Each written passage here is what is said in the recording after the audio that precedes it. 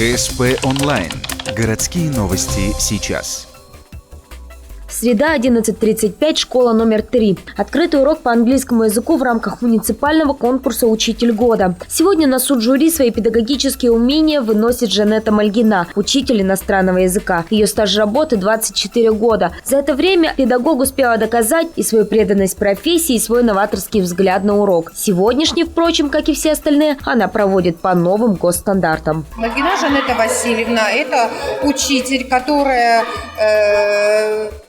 стала победителем школьного этапа конкурса «Учитель года». Жанетта Васильевна работает достаточно долго в школе номер 3, является учителем высшей квалификационной категории, классным руководителем в этом году 5 А класса. Такие открытые уроки проведут все 10 участников второго этапа муниципального конкурса «Учитель года». Лучшие из учителей получат путевку в финальный 3-й этап. Кто из конкурсантов будет в этом списке, узнаем уже в пятницу, 28 октября.